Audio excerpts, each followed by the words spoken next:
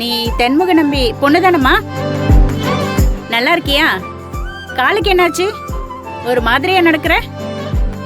அதெல்லாம் இல்ல, கால்ல லைட்டா சுளுக்கு, வேற ஒண்ணும் இல்ல. உங்களுக்கு என் மருமகளை தெரிஞ்சிருக்க நல்ல விஷயம்தான்.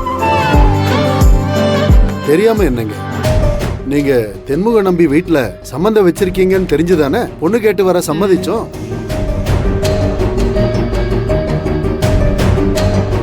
இது சொந்த வீடுங்களா? ஆமாங்க, ரொம்ப வருஷத்துக்கு முன்னாடியே தரிச காடா இருக்கும்போது வாங்கி கட்டினது.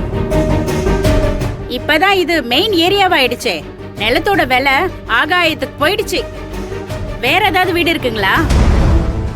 ஊர்ல ஒரு சொந்த வீடு இருக்கு, பரம்பரையான வீடு.